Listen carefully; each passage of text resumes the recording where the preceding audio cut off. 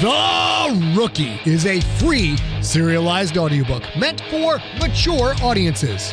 Written and performed by #1 New York Times bestselling novelist Scott Sigler. For links to order a young adult version of this book without all the cussing in print, ebook, or audiobook, visit scottsigler.com/therookie, one word. This podcast contains mature situations, adult language, and lots of violence. Listener discretion is advised. Hello, junkies. I don't know where you are in the world, but here in sunny Southern California, the great heat wave of 2022 has finally broken. This morning, the temperature dipped below 70 for the first time in almost 2 weeks, and I gotta tell you, it was pretty nice, you know what I'm saying? I spent most of that heat wave cooped up inside working on Shakedown, which of course is book 1 of The Crypt, which is still killing me with my problems struggling with Word for Mac issues, getting through the final draft. There's so many changes in it from the editor, little nits here and there, and then actual substantive comments. That's like 9,000 changes, and it just grinds the processor of every computer I've tried it on down to a halt. Every Mac, I should say. I've even switched over to a Windows machine for a little bit, which worked okay, except the interface is so different, and so much of my workflow at this point in my career is just muscle memory. My hands just do stuff that I don't even have to think about. When I'm on the Windows machine, I have to stop and think about it every time, and that slows me down almost as much, if not more, than the spinning wheel popping up for 3 to 5 seconds at a pop every time I move the cursor over on Mac. But it will get it done. I'm up to 26% done now. It's just, that's all I do. It's slowing me down immensely, which means there's nothing really new from me this week. So I hope that you are doing well. I hope you either had a good weekend or are gearing up for a good weekend. I hope you get a chance to talk to friends and family and blow off some steam on social media and have fun with all the things. Let me get you caught up on the story so far for The Rookie, and then we're all, screw it. I'm just going to go back to work. I don't know about you guys.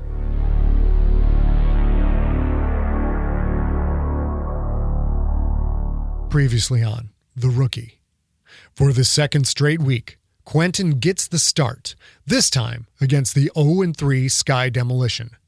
If the 1-2 Krakens lose, they are officially the worst team in the division and out of the hunt for promotion to Tier 1. But Maygon wants Quentin to throw the game, and he's not the only one, as another gangland figure enters the mix.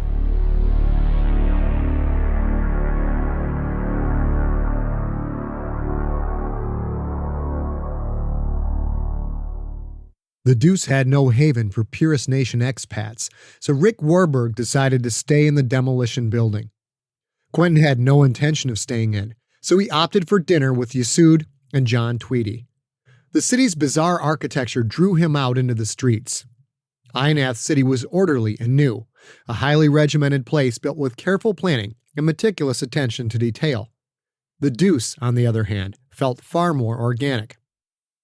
Not just streets, but entire levels had sprung up over the centuries, and many without any official sanction or knowledge. Caverns and tunnels, both rough and smoothly engineered, ran through the artificial planetoid like a giant termite colony. Like Ionath City and Port Wittock, the football stadium lay in a bustling downtown area packed with many species, noise, grav cars, and multiple forms of entertainment. It surprised him to see so many representatives of the different races. Some of the human families, he'd been told, had lived on the Deuce for 8 or more generations, 2 centuries of life, and considered themselves of the Quith Concordia with no association whatsoever to the human systems. Quentin thought of his own lineage. His ancestors had come over on the first flotilla, some 240 years ago. A great-great-great-great-grandfather, supposedly, had come from someplace on Earth called Dallas. Quentin only remembered that tidbit because one of the original football teams had played there. He and his parents before him thought of themselves as citizens of the Purist Nation, as separate from Earth as the human citizens of the Deuce were to any human government. Still, it was hard to think of humans proudly boasting their citizenship to a nation of radioactivity-proof aliens. Buildings towered above, some reaching a mile into the air. The green crystalline mass that made up the building's framework looked bubbly, almost alive, with the soft ripples and curves of a large icicle. Massive arcs of that same green crystal reached from building to building, across narrow spans, across streets, some across even entire blocks. Some arcs reached from a building to another arc, and a few even ran from one arc to another, forming a stringy, organic latticework. I bet you never saw anything like this back on the farm, eh, Quentin? The trio headed to the first building with a holographic football/beer bottle sign. You can say that again. Virak told me to watch my ass in this place. I hear it's dangerous. Oh, relax, backwater, John Tweedy said with a grin. We're football players. Nobody's gonna fuck with us. We can beat the shit out of them, and then no one can send us to jail. GFL immunity is great, I tell you. Let's just enjoy the place and tie one on tonight. Oh, yes. Let us delve into the seedy underbelly of this strange and alien city. As if pulled by some unseen magnetism, Yasud and Tweedy suddenly turned as one and walked towards a door marked with a familiar glowing sign of a football on top of a Miller logo. Quentin paused before entering. The bar was so packed, part of the crowd stood on the street, mag glasses in hand. Where Ionath City and Port Wittock had species-specific areas, this bar seemed to have everything. Humans, Creterakian civilians, female Sklorno, more than a few Key, Hurrah, and, of course, dozens of Quith workers, warriors, and leaders. The crowd parted for the three men as they walked into the bar, mostly because the ever-scowling Tweedy led the way, head tilted down, eyes peering out from his thick eyebrows. Krakens rule the fucking universe scrolled across his forehead. A bar ran around the floor, its black onyx-like surface set at just 2 feet off the ground, the perfect height for Quith workers to sit and relax. Quentin, Tweedy, and Yasud sat at 3 seats, which seemed to magically open up before them as 3 normal-sized humans got up and left on their approach. Bartender! Bartender! 3 Millers! A Quith worker waddled over. A shriveled stub on his left cheek remained of what had once been the matching pair to the yellow and orange-furred pedipalp on his right. He reached under the bar and quickly served up 3 mag cans of Miller. Yasud, still smiling, ceremoniously opened all 3 cans, passing one to Quentin and one to John Tweedy. Yasud held his can high. Tonight we drink to turning things around. Here's to kicking the Demolition's ass. Oh, yes. All 3 men drank as the crowd, obviously Demolition fans, let out low-volume jeers. Quentin noticed how many beings wore Demolition clothing of one type or another. Purple hats and jackets and shirts marked with 3 white stripes. Quentin took a couple of swallows. When he set his can down, Yasud and Tweedy were still drinking. Both men drained their mag cans, hit the decompress button on top, and set the now decharged and empty metal ring on the bar top. Bartender! Another round, please! John Tweedy poked a finger at Quentin's can, still 3/4 full. What's the matter, rookie? You're not thirsty? We have a game in 2 days. So? I'm not gonna get drunk. We gotta be at our best for this game. Tweedy waved a hand in front of his face, as if Quentin had farted. Damn, backwater! I thought you were fun, like Yasud here! Yasud, smiling, just shrugged. I'm fun.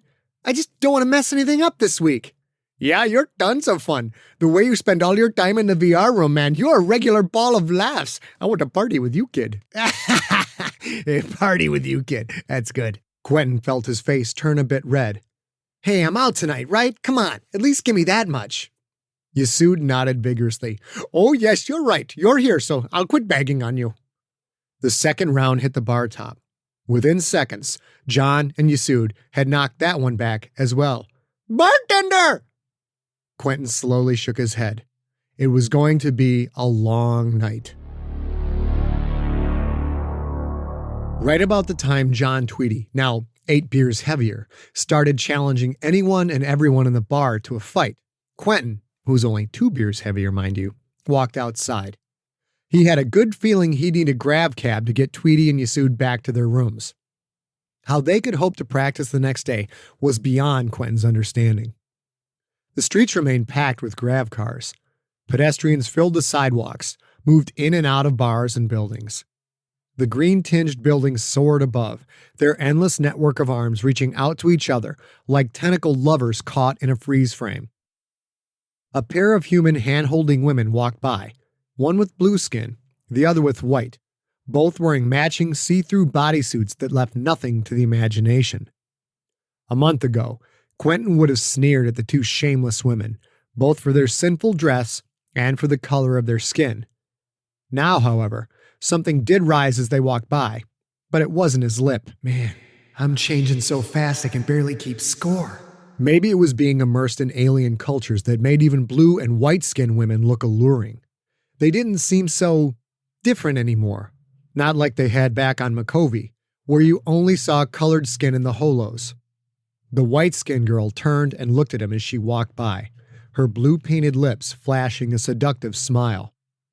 He watched her walk down the sidewalk, his eyes following first her shapely ass, then her legs, then her friend's ass, then her friend's legs, then Maygon. Maygon? Quentin blinked twice, but there was nothing wrong with his vision. Maygon, the Krakens representative of the Tow Pirates, was 2 buildings down the street, dressed in a fuchsia suit with yellow stripes, and waving at him with one leathery wing. No, not waving, beckoning. Quentin felt his face flush red. He looked around quickly, but saw no one he recognized, and no one staring at him. Well, no unusual stares. A 7-foot-tall being drew plenty of stares in a city where the average citizen stood all of 4'2". Maygon waved again, this time faster, more demanding. Quentin swallowed, looked in the bar to make sure Yasud and Tweety weren't watching, then walked over to Maygon. What do you want? We can't be seen together. A chance you'll have to take. AB Kovacs has a message for you. Fine, make it quick. I'll only be a second, so just relax. I wanted to let you know you did a good job last week. Your effort looked very convincing, yet you still lost by 25 points. Quentin suddenly realized that once he'd taken that first snap, he hadn't even thought about throwing the game. He felt doubly humiliated. First, because he'd considered tanking, and second, because he'd played his ass off, lost, and this bat thought he'd lost on purpose. Quentin felt an anger brewing in him like he'd never felt before. Just keep it up, Backwater. One more loss and you'll be wearing the blood red before Tier 1 season starts. Just letting you know that I'm here and I'm watching. Now piss off. I want to chase some tail. Quentin just stood for a moment, then turned, the rage so thick in his head it was hard to think. One more loss. The phrase echoed in his mind. The Tow Pirates, his childhood dream, and all he needed was one more loss. He walked towards the bar. It was time to get those 2 drunks out of there and go back to the rooms. He was so mad, he didn't notice the things around him, like the crowd parting before him the way it had for John Tweety, or the 2 huge key that blocked the sidewalk and weren't about to part for anybody. Quentin almost walked right into them. "Excuse me." The key didn't move. Quentin looked at them for a moment, their expressionless black eyes staring back. Then he tried to walk around them. They moved to block his path. "You guys have a problem?" The key said nothing. Another Krakens, this one dressed in lemon yellow with long flowing streamers of dark yellow, flew up and perched on one of the key's shoulders. Quentin Bonds, my boss would like a word with you. Did the Tow Pirates think he was a moron or something? I already heard the sermon. Now leave me alone. You haven't heard anything until you've heard it from the boss. And the boss wants to speak with you. I'm headed back to my room. Now get these fucking gorillas out of my way. But the boss wants to talk with you now. The key moved quickly, multi-jointed arms reaching out. Quentin immediately started dodging to the left, but they were too close, and he'd been caught off guard. 8 strong key arms grabbed him and held him concrete tight. Quentin in tow, they scuttled into a building. It all happened so fast, Quentin barely knew what was happening before the key tossed him unceremoniously onto the floor. The noise of the street faded away behind a closed door. He stood up with an athlete's quickness, but the key were already off him, backed up against the door to prevent his escape. The yellow-suited Krakens was also in the room, Only now he was perched on the shoulder of a black and tan furred Quith leader. This is bad. This is very, very bad. He wanted out, and he wanted out quickly. He leaned forward and started lunging for the key. They both pulled knives, and he stopped short, almost stumbling into the glittering points. Knives wasn't exactly the right word. He'd used knives in military training. Knives were about a foot long. These blades were 3 feet long, serrated on one side, gleaming sharpness on the other. The mysterious Quith leader spoke. Stop being a bitch. You're here until I tell you to leave, so stop being a bitch. Quentin backed away from the sword-wielding key. The room had another door, but it was behind the Quith leader. Quentin suspected if he rushed for that way out, the key might cut him down before he could get the thing open. My name is Mopuk the Sneaky. Mopuk gestured to the yellow-suited Kretarakian. This is Sobox. If you see Sobox again, know that he's carrying my voice. I don't care if he's carrying your nuts in a paper baggie. You want to tell me what the fuck this is all about? This is about Donald Pine. Quentin hadn't expected that. What about him? He works for me. You might say he's a seasonal employee. Donald Pine owes me a lot of money. He pays off his debt by playing the way I tell him to play. Quentin felt stunned.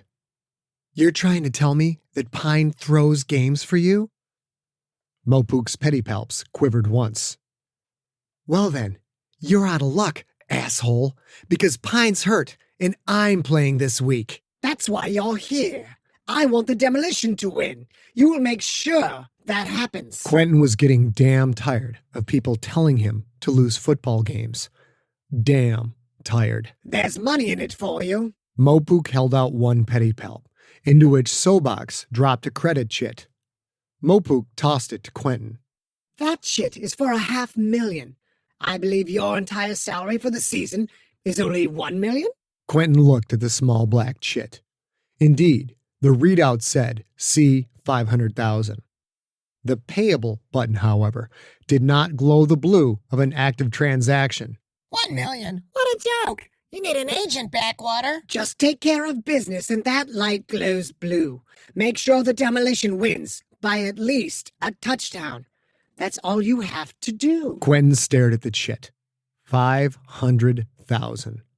That was half of what he made for the whole season. More than half if he counted in the tithe he had to pay to the Purist Nation. And hell, they'd probably lose anyways. He shook his head, trying to clear away such thoughts. He wasn't throwing the game, and besides, if he did, Greedock might find out, and that would be very, very, very bad. Do you know who owns the Krakens? Any fucking idea at all, dipshit? I know who runs the Krakens, and if you go run and tell him, he won't be happy. But right now, he doesn't know anything. And if he does find out, I'll be sure to implicate you in every way possible. I'm protected, but you're not. Who do you think is going to come out of this with his head still attached to his body? You just throw the game, and everyone is happy. Quentin slowly shook his head. I've got a better idea. Why don't you let me use your pedipalps to clean my asshole? I took a messy beer shit and I've got dingleberries back there. Your furry little things would clean it up good. Sobox flapped once, and the key were all over him. There was no space to maneuver in the small room. Quentin managed one good punch at the first key, but didn't know if his blow did any damage before he went down under 1,000 pounds of heavy alien. He felt sudden blows to his ribs and one to his jaw. The world spun awkwardly around him as the weight suddenly lifted. Quentin slowly stood up, rubbing his jaw, his rib feeling like someone had jabbed a baseball bat into him handle first. He felt something in his mouth. He spit. His front right tooth landed and stuck in a loogie of blood. Damn it! I just finished growing that thing back. Now shut up and listen.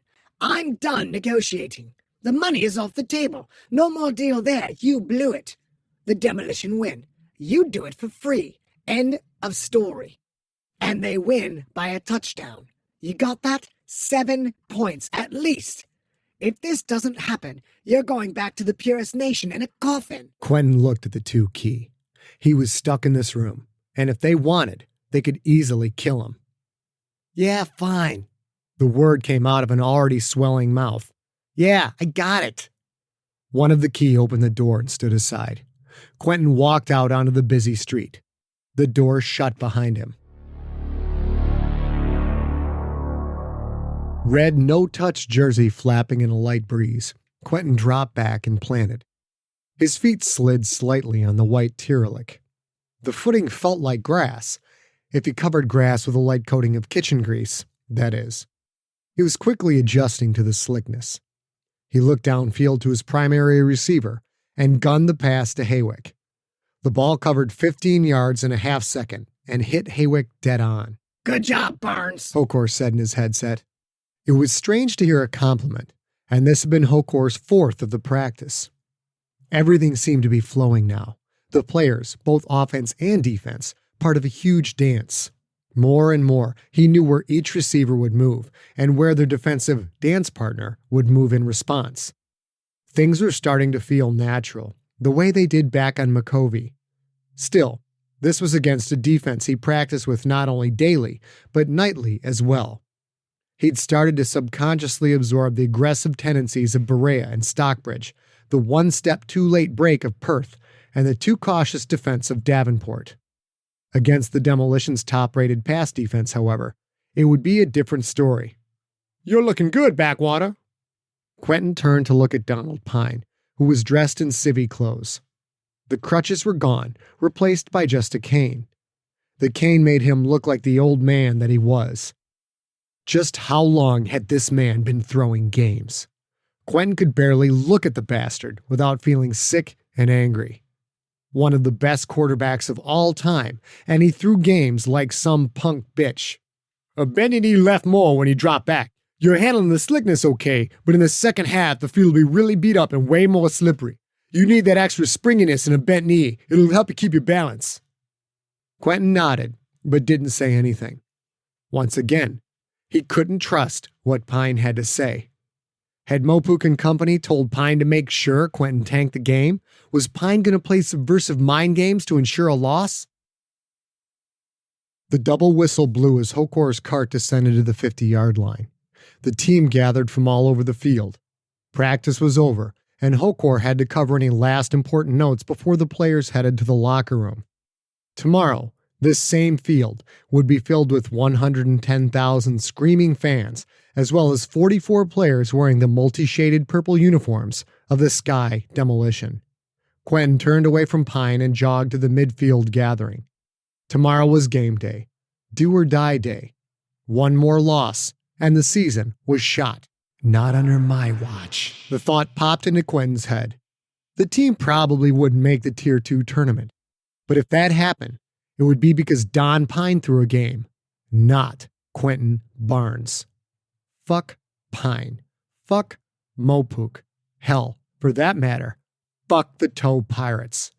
Quentin wasn't taking a dive for anyone. He would not let his teammates down.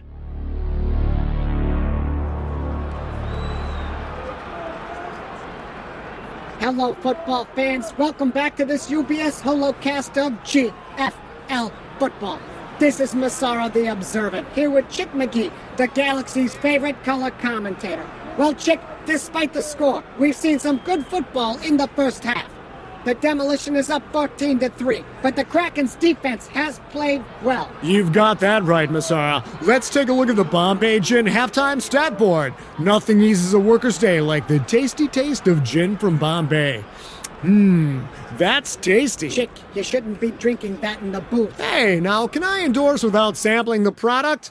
Anyways, Brady Antanabi is showing why he's one of the top-rated passers in the Quith Irradiated. He's 12 of 17 for 203 yards and a pair of touchdowns, both to San Mateo. The Kraken secondary has done a good job of containing the Demolition pass attack, but gave up two big plays, a 68-yard touchdown strike from Antanabi to San Mateo, and another 27-yard touchdown that came on a crucial 3rd and 12 right at the end of the half. If they'd held them there, the Krakens would only be back by a touchdown. Chick, What does the Krakens offense have to do to get back into this game? Well, Massara, they've got to do 3 things. First, rookie quarterback Quentin has to work on his footing. He's not used to playing on this kind of surface. He's already fallen twice on his dropbacks, slipping when he plans to step up and throw. Second, the Krakens have to start blocking. The demo has sacked Barnes 3 times so far, knocking him down 3 more and hurried him another 4. Barnes has thrown 2 interceptions, both caused by heavy pass rush pressure.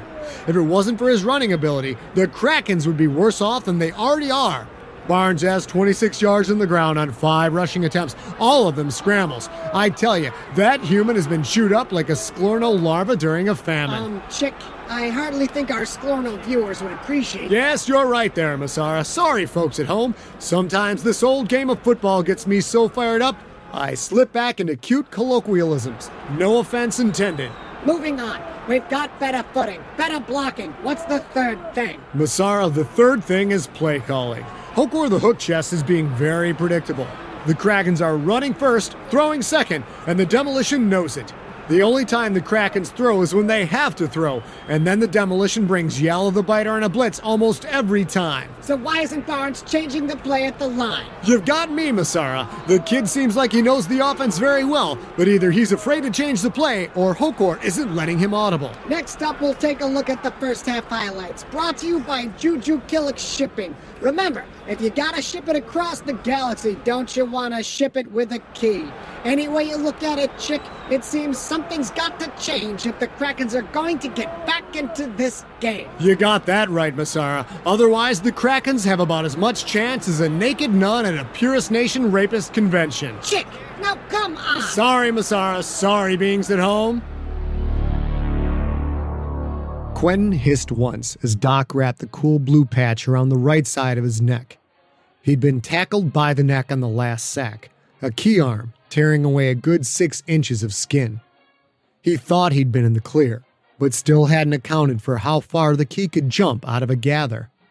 The right side of Quentin's jersey was deeply stained with his own blood, and he couldn't swallow without an explosion of throbbing pain. The patch's sting set in immediately. It only added to his anger. Pine sat on his left, cane in hand, and Itzhak sat on his right.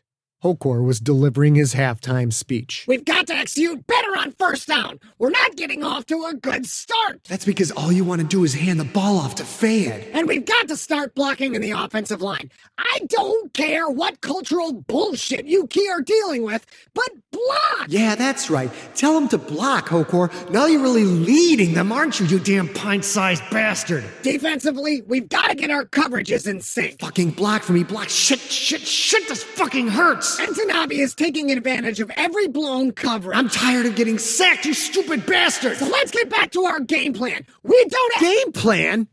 Quentin stood so suddenly his chair shot out from behind him. The fucking game plan is not for me to spend 4 quarters getting knocked on my ass! Barnes, sit down! I'm sick of it! Quentin strode towards the key linemen. They sat on one side of the locker room, a huge mass of dangerous strength, dressed in white jerseys and multi-legged orange leg armor, stained white from the oily field. You call that blocking? You motherfucking ass-licking cowardly horse? Horse! Barnes! Fuck off, half-pint! Quentin flashed a wide-eyed stare at Hokor before turning back to the key lineman. Pine leaned over to Itzhak. Man, he's lost it. Itzhak leaned back. Yeah, should we help him? Pine shrugged. No, it is kind of fun. They'll either block for him or eat him. I'm not sure which. Sons of bitchin' cum-filled ass-eating butt pirate shitters! Shitters! After this game, we're gonna settle up, you stupid salamanders! Settle up with a lot of you! The key didn't move a muscle. Quentin turned and stormed out of the locker room, stopping along the way to kick over a water bucket and smash a chair into the wall. There was a brief silence, broken by an angry bark from Shoto Thicket. Oh, you don't talk threats. Pine spoke quietly, but his voice carried to every ear. When he talked, the entire team turned to look at him. Yeah, he assaulted you. And yeah, you deserved it. All 5 of you. And you all know it. The third quarter was pure torture. Quentin saw play after play where he could have audibled to a pass that would have burned the defense. but he stuck to the plays that Hokor called. Brady Tanabe, however, didn't seem to have such restrictions. He struck for a 24-yard touchdown pass at the end of the third quarter, putting the Demolition up 21-3 going into the fourth. The blocking, however, seemed somewhat improved. Quentin had time to set up and survey the field. He went 6 of 10 for 34 yards in the fourth quarter, but couldn't string together enough passes to constitute a drive. But with the extra time to set up, he started marking defensive nuances. Slowly but steadily, his mind began to place the Demolition defenders like a chess master, marking out his opponent's likely moves. With 10 minutes and 2 seconds to play in the fourth, Krakens D forced a punt, which Richfield returned to the Demolition's 45. Quentin couldn't stand it any longer. They had to score, and they had to score now. He ran over to Hokor. "Coach!" Quentin kneeled down. "Coach, how about letting me audible out there?" Just run the plays I call, Barnes. "But Coach, we're losing!" I know that, Barnes. Now shut up. I'm going to turn you loose this time. Just do what I say and run the plays that I call. You got it? Quentin felt frustration welling up inside of him, but he nodded. We've run on 7 of the last 8 first downs. Go deep this time. Z set, play action, 42 fly. Quentin felt his pulse quicken. He ran onto the field. Z set put 2 tight ends in the game, along with Fayed and Tom Perilous, the fullback. The only receiver would be Haywick wide out on the left flank. Bodashwek snapped the ball, and Quentin turned to the left, stabbing the ball towards the onrushing Fayed. He pulled it away at the last second, putting the ball on his left hip and letting his right hand brush Fayed's belly. Fayed put both arms together, just as he would have if he'd been handed the ball, and smashed into the line. The Krakens hadn't used play action all day, and the fake drew in the run-oriented defense. Quentin tucked down to hide the ball even as he dropped back. After 5 steps, he turned and stood, and saw Yalla the Biter already through the line and coming right for him. Everything moved in slow motion. Quentin juked left, which Yalla instantly matched. Quentin started to juke right, his patented double move that always got him out of trouble in the PNFL. But in a millisecond's time, he knew Yalla could effortlessly mirror that move with amazing lateral motion and reaction time of a Quith warrior. Quentin's instincts took over. He suddenly saw Yalla's direction as if there were an arrow pointing forward, like a video game, and sensed the linebacker's force and momentum, like a growing pressure in his thoughts. Timing. It's all in the timing. Yalla leaned far forward to deliver the hit, suddenly coming off all fours, pedipalps and arms reaching out. At just that instant, Quentin spun violently to the right. The quarterback pushed off with his right hand as he spun, the ball in his left hand, his body between Yalla and the ball. He spun so fast he almost fell over from the momentum, but the move worked. Juke moves took too much time against Quith warriors, but a spin move, just as Yalla came off all fours to deliver the hit, that didn't give him enough time to react. 1 millisecond, Quentin was there. The next, he was 2 feet right of where he had been. Yalla's momentum carried him past the spinning quarterback, but his powerful pedipalps grabbed a double handful of jersey on the way by. Quentin felt himself sliding backwards on the slick white surface. He instinctively tucked the ball and started pumping his legs with short, quick, jabbing steps. The Quith linebacker fell to the ground. Quentin planted his legs and pushed against the weight dragging him down. He heard a ripping sound, and suddenly he lurched forward, free to move once again. He instantly stood tall and looked downfield. Haywick streaked down the sidelines, a full 2 steps ahead of her defender. Quentin fired the ball downfield high and long. As usual, he had no problem hitting an open receiver, and Haywick sailed 15 feet into the air, caught the ball, and landed in full stride. The left cornerback was behind her and didn't stand a chance. The safety came over to help, but she'd also lost a step with the play-action fake. Haywick strode into the end zone, untouched.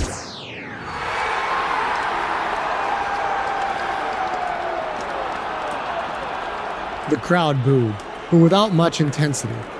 Quentin flipped them off en masse as he ran off the field, his torn jersey flapping around him.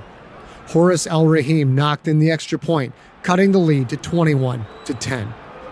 Quentin sat on the bench, his heart racing, a feeling of pure ecstasy coursing through his brain. Teammates came up to shake his hand, slap his shoulder pads, or just grunt some unintelligible alien words of encouragement. Pine slid onto the bench next to him. "You gotta watch Yalla's feet. He's showing blitz when he's on his toes. When he's flat-footed, he's in run coverage." Quentin nodded. He didn't know if he could trust Pine, but that bit of advice sounded reliable. Pine smiled and thumbed Quentin on the shoulder pad. "Nice pass, kid. You just need a couple more." Pine hobbled away. Masal the efficient approached with a box in his arms and ran up to him. He set the box down and removed a gleaming metal device that looked like a combination of a small pistol and a pair of pliers. What the hell is that, Masal? For your uniform, sir. Masal's pedipalps lined up the torn edges of Quentin's jersey. Masal pinched the bottom edges together and slid them into the opening of the gun pliers. The machine made a small whirring noise, and Masal expertly slid it up the length of the ripped Kevlar fabric, knitting the shreds together into an ugly but neat line. Hey, not bad. Quentin pulled admiringly at the new seam. It held tight. Hey, not bad, Masal. Masal simply bowed and scuttled off to attend to some other managerial duty. They were still down 2 scores, but the Kraken seemed suddenly energized. Entanabi had faced little pressure on the day. Hokor suddenly changed strategy, sending a blitz after the Demolition quarterback on nearly every play. Entanabi managed 1 completion before Maya Nicol sacked him on 2nd down, and Virak the Mean got him on 3rd for a 10-yard loss. The Demolition's drive chewed up only 3 minutes. Richfield signaled fair catch on the punt. Kraken's ball on their own 41, 6:52 to play in the game. Quentin ran out onto the field, Hokor's one-eyed face in the heads-up display. Now they're watching out for you. This time, go X set 42 base draw play. We'll see if Fan can finally make something happen. Quentin called the play and walked to the line. The defensive backs moved to 5-yard cushions instead of their 1-yard bump and run. The linebackers had moved back as well. At the snap, Quentin held the ball to his ear, showing pass as he dropped back 5 steps. The defensive backs and the linebackers immediately backpedaled into pass coverage. At the end of his drop, Quentin suddenly handed the ball off to Fayed, who dashed into the line. He cut left into a big hole created by Kilayoet and Shoto Thicket. Warburg moved to block Yalla the Biter. Yalla turned his head and drove his right arm into Warburg, crushing the big tight end to the ground. Warburg barely slowed Yalla at all, but it was enough for Fayed to slip by, and suddenly the running back was in the defensive backfield. The D-backs converged on him and brought him down, but not before he'd picked up 23 yards and moved the ball to the Demolition 36. 6 minutes, 28 seconds, and counting. Paul Pearson came in for Fayed at tailback. The Krakens huddled up, electricity and momentum filling up the small space. The Krakens players looked tired, but their eyes blazed sharply, and their intensity felt ubiquitous. Quentin's earpiece crackled. We need to score, and we need to score quick. Y set 42 posts. Look for Pearson on the delayed route over the middle. We may catch Yalla sleeping. Quentin called the play and surveyed the defense as the Krakens lined up. The Demolition showed a normal 3-4 defense, which left them with 4 defensive backs. Quentin's instincts told him to watch for the blitz, but Yalla's feet looked flat. At the snap, Quentin dropped back. Both Haywick and Scarborough streaked downfield, then cut inside at an angle, drawing the free safety and safety with them. Pearson ran to the line, acting like he would block, then released and sprinted downfield. Yalla tried to cover him, but the faster Pearson ran past. Quentin feathered a light pass that sailed just beyond Yalla and hit Pearson in stride. Yalla dove, covering 10 yards in the leap, and brought Pearson down from behind after a 22-yard gain. 1st and 10, ball in the Demolition 14, 6 minutes and 2 seconds to play. Whistles blew as hurrah officials flew to Pearson, who rolled on the ground in obvious pain. The officials waved their tentacles madly to the Kraken sidelines. Before Doc arrived with his cart, Quentin saw Pearson roll to his back, his bloody hands clutching at his foot, which dangled sickly from only a scrap of skin and a few strands of bloody muscle. Yala's tackle had ripped the man's leg in half. Blood shot out of his ravaged leg, splashing onto the white field and on the dock and staining the Zeeb's black and white uniforms. Fayed came back to the huddle as Doc's med sled rushed Pearson off the field. Hi, one Fayed. Did you see that? His whole leg almost came off. Just give me the fucking ball. Fayed's eyes narrowed to angry slits. I'll show that cheap-shotting son of a bitch. Fortunately, Hokor called a dive right, exactly what Fayed wanted. The team lined up. Quentin took the snap and pivoted. Fayed nearly ripped the ball out of his hands and drove forward like a tank. Yala the biter came at him, and the two hit head-on like a pair of rams. Yala fell backward, and Fayed stumbled over him, falling forward for a 5-yard gain. Fayed stood and tossed the ball to the ground in front of Yala, who was slow getting up. I'm here all day! Fayed pounded his fist against his chest. Just see if you can tear off my leg! Fayed walked back to the huddle. Quentin felt a wave of awe wash over him. Yala the biter had just crippled Paul Pearson, and on the very next play, Fayed had not only carried the ball, but went headhunting for Yala. The play energized the entire team.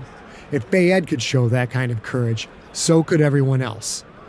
Another running play put the Krakens on the Demolition 5-yard line. That's that double cross. Quentin relayed the play to the Krakens huddle. He felt the pure vibe of control now, the rhythm of the game coursing through him, answering to him, obeying his every whim. The huddle broke, and he strode to the line, his predator's eyes sweeping over the defense. S set was a single back set. Fayed in the backfield, 5 offensive linemen. Haywick and Mezquittic split out left, Warburg in the right slot, and Scarborough wide right.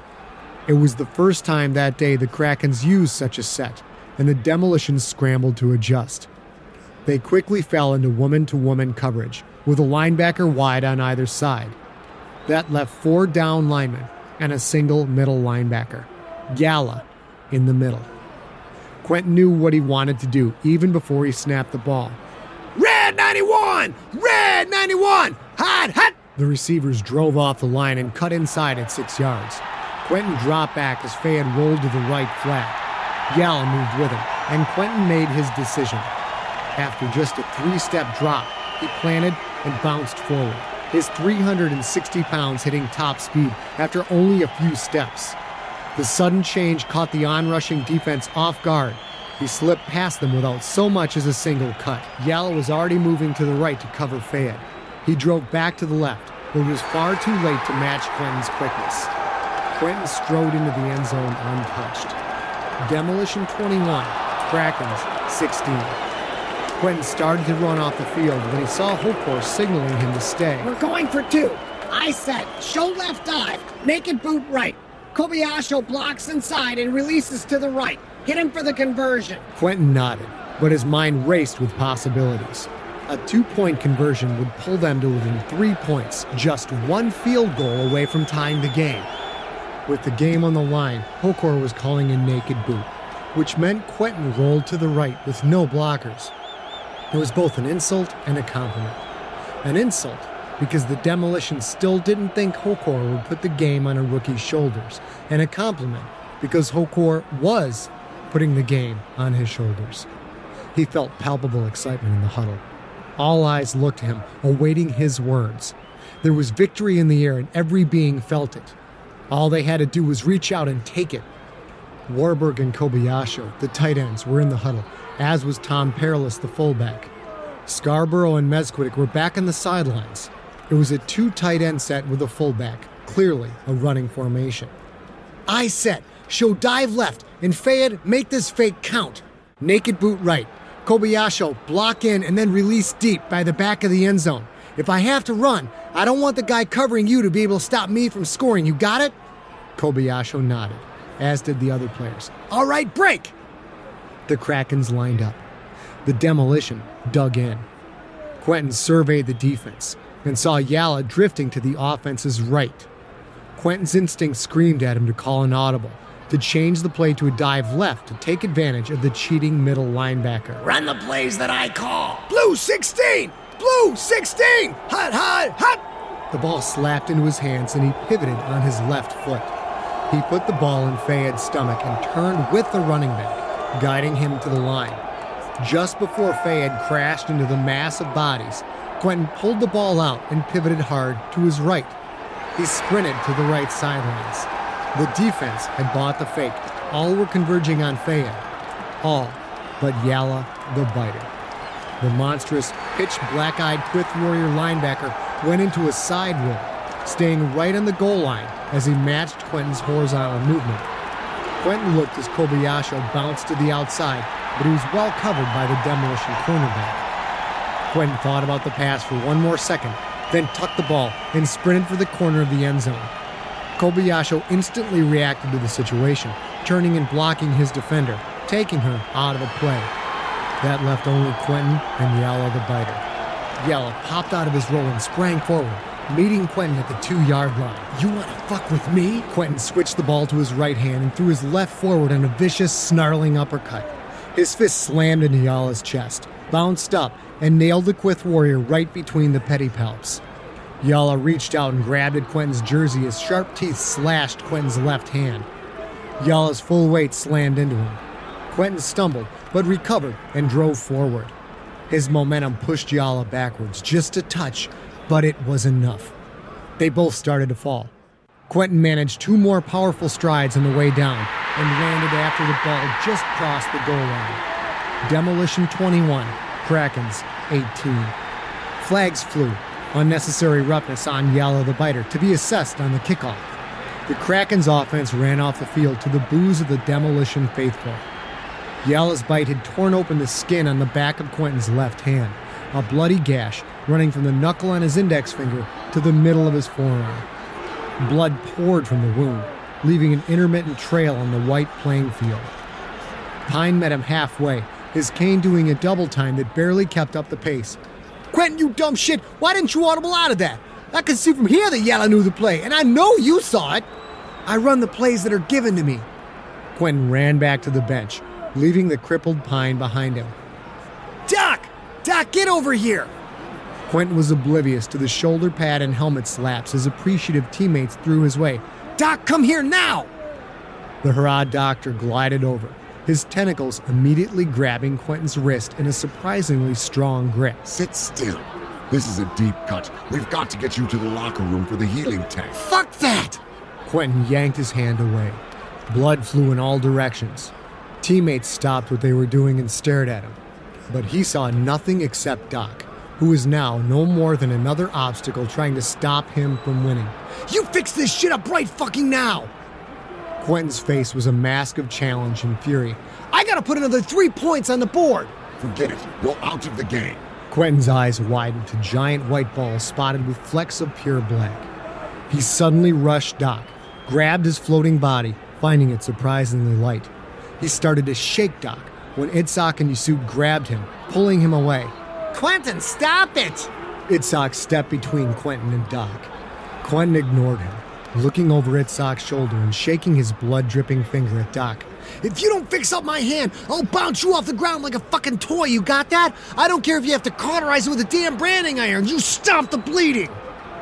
Doc hung there for a second, then reached into his bag and pulled out the now familiar blue strip. He wrapped it around Quentin's shredded skin. Itzhak and Yusuf let Quentin go, cautiously, as if he might snap again at any second. Quentin hissed as the acid-like sting spread through his hand. Blood pooled up around the edges of the blue strip and dripped to the trampled white plants below. He looked down, seeing that his blood had stained his white jersey with stripes and splotches of bright red. Doc held Quentin's hand tight as he removed the blood-soaked strip, now a deep purple, and applied another. Itzhak leaned in to examine the extent of the injury. "Hey, won't that put too many nanocytes in his body? That could cause liver damage." "Shut up!" Quentin growled at Itzhak. "And don't bother getting warmed up. I'm going back in." The second strip also turned purple with blood. Quentin felt as if his hand was being cooked from the inside out. "It's just not working. The lacerations are too large. You've got an arterial tear. The nanocytes can't bind it up. We need to put your hand in the healing tank, Quentin. The gel in the tank is programmed to hold your skin together long enough for the nanocytes to do their work." "I don't have time for the damn tank!" A string of spittle flew from Quentin's mouth to dangle at the bottom bar of his face mask. He looked up at the scoreboard. 3 minutes, 12 seconds to play. The Demolition with the ball. 2nd and 3 on their own 32. As soon as the defense stopped them, the Krakens' offense would have a chance to win the game. He wanted to be on that field, and he wanted to win. He quickly looked around the sidelines, searching for an answer. Then he saw Masal the officiant. Masal, get your box and get over here now! The manager turned at the sound of Quentin's bellowing voice, quivering as if a Quith leader had done the yelling. He scrambled to grab his box off the bench, then ran to Quentin. Get that thing you used to fix my jersey! Masal pulled out the gun pliers. Doc took one look at the device, then looked at the ugly stitch running up the front of Quentin's jersey. Absolutely not! We will not use stitches on human flesh. Do it, Masal! Use that on him and I'll have Greedock fire you. I mean it, Masal. Masal started to put the gun pliers away. Quentin reached down with his right hand and grabbed the short Quith worker by his left pedipalp. You use that thing on this, Quentin said, holding up his left bloody hand, or I will fucking kill you, cook you, and eat you! Masal quivered like a tuning fork. He reached out and gently pinched together the skin on both sides of the cut. Yasud moved in and wrapped his arms around Quentin's left arm, holding it still. Quentin felt key arms snake around his chest, their strength holding him immobile. He looked over his shoulder. Kilayoet's black eyes stared at him, only inches from his own. Masal looked up, the obvious question burning in his one big eye. Do it! Masal pulled the trigger. Quentin's eyes grew wider as still a new level of pain seared through his arm. He tried to pull back, but Yasud and Kilayoet held him still. Masal slid the gun pliers up the cut in a smooth stroke, and it was over. Quentin stared at his arm. The edges of the skin pursed out a quarter inch from his arm, smeared with blood and roughly stitched together with Kevlar thread, just like the seam of his jersey. The echoes of the needle and thread pain ripped through his arm, but through that he still felt the burning of the nanocytes. That burning intensified on the stitch itself. The tiny machines were trying to do their job. That's going to leave a horrible scar, and it's not going to heal the arterial tear. You've got 10 minutes tops before you pass out. Quentin heard the boos from the crowd. He looked up at the scoreboard, his heart leaping when he saw the magic words, 4th down, 6 to go, ball in the Pioneers' 44. The clock counted down. 1 minute, 12 seconds. 1 minute, 11 seconds. 1 minute, 10 seconds. Quentin heard Hokor in his helmet. Barnes, get your lazy ass up here! Quentin ran to his coach and knelt. Hokor stared at him, and Quentin saw his reflection in Hokor's big eye. His jersey torn, stitched up the chest, making the left side of his number 10 slightly higher than the right. The white fabric stained bright red with blood. His arm, a bloody mess, with an ugly, black-threaded stitch running from his hand to his elbow. You look horrible. You sure you can make it? Quentin nodded and smiled. Just give me the ball, coach. Hokor's pedipalps reached out, each one lightly touching Quentin's shoulder pads. We pulled a lot of new strategies on them this quarter, so they'll be ready for anything. But at the same time, they won't focus on any one area. We're going to spread it out so you'll have more room to move. If you're in doubt, tuck it and run. But no more head-to-head battles. I can't have you getting hurt. When you run, you take a slide before they tackle you. You got it? Quentin nodded quickly. Hokor called the first play. The demolition punt sailed through the air. Richfield signaled a fair catch at the Krakens' 17-yard line. Quentin looked at the clock, then nodded again, to himself this time. He had his work cut out for him. He needed to go 83 yards in 56 seconds. The Krakens' offense ran onto the field. In the huddle, the players seemed different, staring at him with near reverence. Quentin noticed that blood streaked all of the key lineman jerseys. Red blood. But key blood was black. It took him a second to realize that Kilayoet had rubbed blood, Quentin's blood, on each jersey. The pain in his arm faded away as a new dose of adrenaline pumped through his veins. We're gonna get back in the hunt for Tier 1 right now! We got 56 seconds to put these motherless bastards away. A field goal ties it, but I want to win. X set, 21 base. All routes break off at 20 yards. Quentin reached out and grabbed Haywick's face mask, but when he spoke, it was to another receiver. Scarborough. Quentin said, although his eyes were still locked on Haywick. The nickelback will be on you. She can't handle your speed. Scarborough quivered once, then stopped and stood stock still. You sprint your ass downfield on a post, and when I throw the ball, you better damn well catch it. Let's step in their fucking throats right now and put this one away. Ready? Break! The crowd roared as Quentin's team stepped to the line. He moved up with a step left, a half bounce left. A step right, a half bounce right. He stood behind Bodeschweck, his hands tapping out a quick left-right-left bada-bap on the key's carapace. As he suspected, the defense moved to key on Haywick. The ball snapped to in his hands and he dropped back 5 long steps. He planted, left knee bent deep, slid 2 yards across the oily white surface before his cleats caught and he bounced forward a half step. Standing tall at the 6-yard line, he locked his eyes on Haywick. She drove downfield and suddenly broke off at the 37, cutting back on a hook route. The motion was enough to freeze the safety, only for a moment, but in that moment, Scarborough turned on the afterburners. Wait for it. The pocket started to collapse around him. Scarborough sprinted past the 40, the 50. Wait for it. She sprinted past the 40, the 30. Kilio had lost his fit on his defender and fell to the ground. The defender's body gathered for a vicious blow even as he ran forward, multi-jointed limbs reaching out like a hungry, long-armed spider. Quentin reared back and launched the ball just before the defensive lineman extended and smashed into him at full force. Quentin was knocked 10 yards to his right, the wind whoofing out of his lungs. He hit and he rolled. The ball was in the air so long he actually stumbled back to his feet before it finished its long parabola. Scarborough leapt into the air, the safety a good 3 feet behind her. At the 12-yard line, 81 yards from where he'd released it, the ball landed in Scarborough's tentacles. Her feet touched down at the 7-yard line, and she strolled into the end zone standing up. Krakens 25, Demolition 21. Quentin stumbled off the field, his mind still fuzzy from the devastating hit he'd taken just after releasing the ball. Horace Al-Rahim added the extra point to put the Krakens up by 5. The hit had also opened up the cut on the back of his hand, although the rest of the gas remained sutured shut. From there on, things were a bit of a blur for Quentin. Someone guided him into a med sled and sat him on the back edge. The med sled moved down the sidelines and into the tunnel. The crowd seemed a massive blur of colors and shapes and sounds. The med sled cruised into the visitors' locker room. Quentin had an impression of someone or something helping him off the sled before his legs gave out and everything went black.